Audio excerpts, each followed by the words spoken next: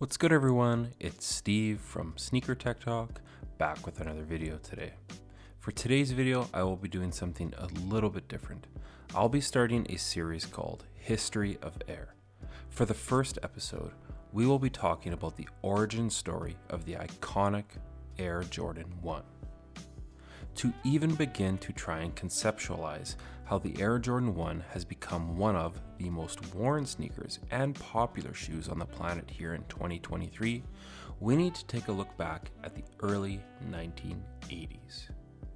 Michael Jordan played for the North Carolina Tar Heels from 1981 to 1984 for a total of 3 seasons. His team amassed an 88-13 record while he was with the Tar Heels. Michael actually won the Naismith Player of the Year award in 1984. MJ averaged 17.7 points per game over those 3 seasons for the Tar Heels. His crowning achievement came on March 29th, 1982, during the NCAA Finals, where he hit the game-winning shot over the Georgetown Hoyas to be crowned the NCAA Champion. Fast forward a few years to the NBA draft night in 1984. Michael is drafted 3rd overall by the struggling Chicago Bulls. David Falk was Michael Jordan's representative at the time that he was drafted. He was shopping around looking for a shoe deal for Michael, as it was Michael's parents' wish that he get a shoe deal with a major brand. Michael Jordan at the time had gone on record saying that he was only wanting to sign a shoe deal with Adidas, and they too wanted Michael. But in 1984, Adidas was actually struggling and couldn't offer Michael a signature shoe deal. Converse too told David and Michael that all that they could offer Michael at that time being was a Converse weapon, similar to what Magic and Bird had. They didn't envision a young Michael Jordan being endorsed above those already established NBA legends. That wasn't good enough though. They wanted more. They wanted his own signature shoe. Michael begrudgingly took a meeting with the upstart Nike. His mom was actually the one that convinced him to take this meeting and to give Nike an opportunity. Nike had recently come out with a new technology in their running shoes called Air. Michael ended up signing with Nike for $500,000 over 5 years, and the Air Jordan was born. The Air Jordan 1 was designed by Peter Moore, famed sneaker designer for Nike and Adidas. The shoe featured a leather upper, a rubber cup sole, a beautiful Wings logo, and an air sole unit for added comfort. The shoe was awfully similar to Nike's Be True to Your School Nike Dunks that released prior to the Air Jordan 1, but the Air Jordan had something special. It had Michael Jordan.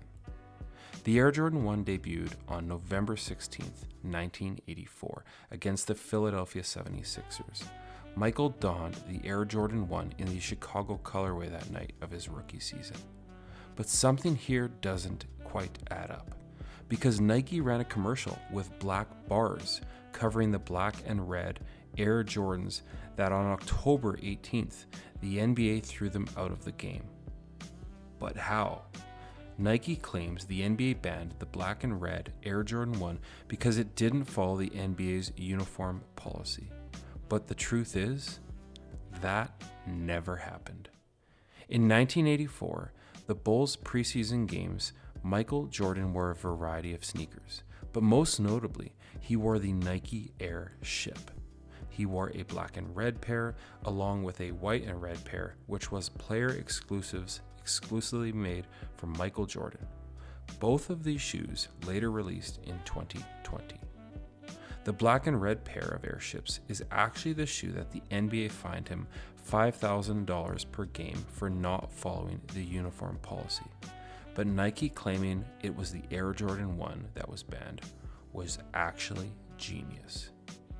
Nike had hopes of, after 4 years with the brand, that they would sell $3 million of the Air Jordans. But after just 1 year with the brand, 1 year, the brand sold $126 million of the signature shoe for Michael Jordan. Yeah, I know, for a young rookie, that's absolutely absurd.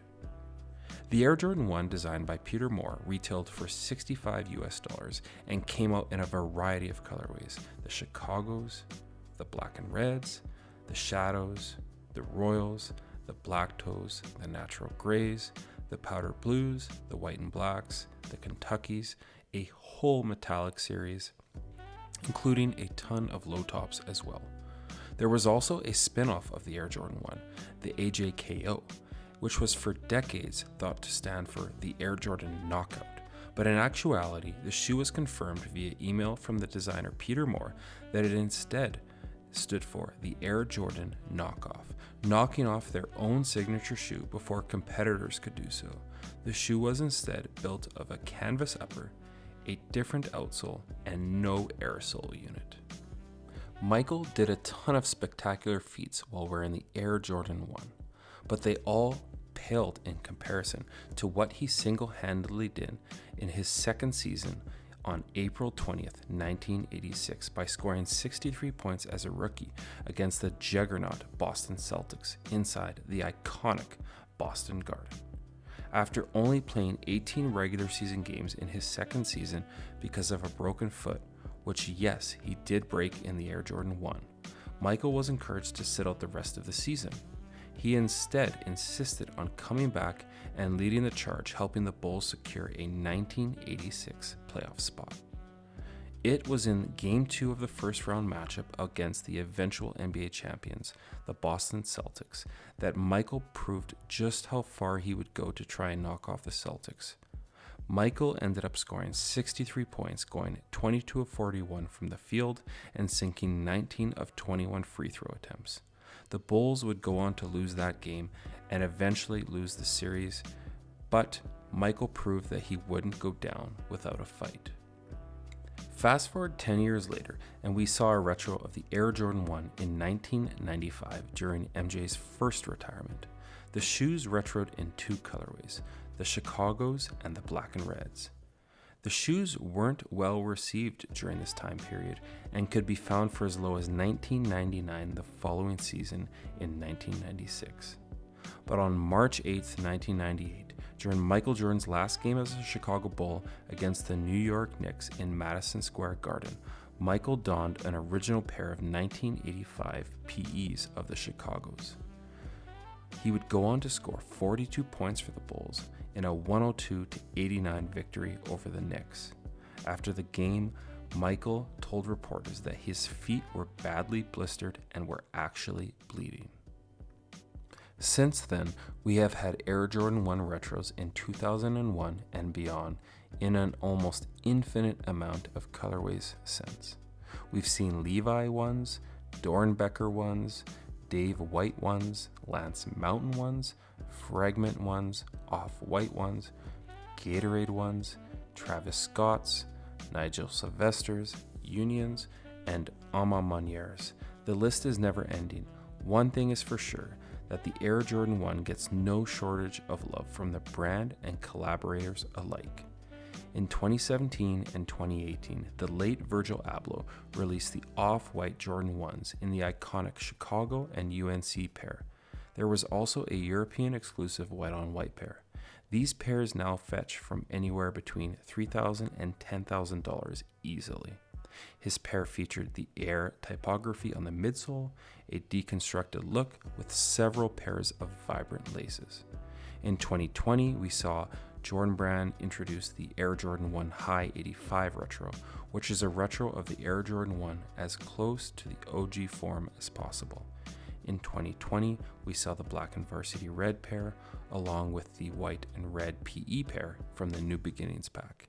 In 2021, we got the natural grays. In 2022, we saw the sampled Georgetown Hoya pair get an official release. In 2023, we are getting the black and white pair of OGs. And no, please don't ever refer to these as the Jordan 1 Pandas. Just this past November in 2022, the brand released the Jordan 1 Chicagos again, but they now dub them the Lost and Founds. It's a vintage take on this pair, lost for 30 some odd years, found in a beat up box with an aging shoe inside. Some 38 years later, the Jordan 1 is still sending people into a frenzy.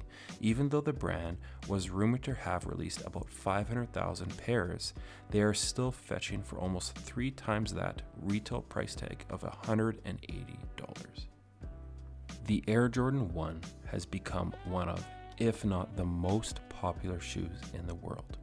People who don't even know who Michael Jordan is, or for sure have never seen him play, all want a pair. Today, people are willing to shell out $1,500 plus for beat-up pairs of originals from 1985. Flippin' Kicks over on Instagram is a restorer that specializes in repairing the old pairs from 1985. He adds new foam ankle collars and stitching new outsoles onto pairs to make them wearable today here in 2023. We have seen countless collaborations of the Air Jordan 1 that continues to keep the shoe in the spotlight well into 2023. Where do you want to see the brand go from here with this model? Do you want to see them continue to push it into the stratosphere, or should they put it back in the vault? One thing's for sure, sneakerheads and average people alike simply can't get enough of the Air Jordan 1. That's going to do it for today's video. As always, if you guys can like, comment, and subscribe, that does help the channel a ton. Check out my Instagram over at 23mj88, as it is an extension of my YouTube channel with all my pickups, basketball footage, and nostalgia as a whole, and keep it locked to my channel for the next episode of History of Air. But until next time, peace.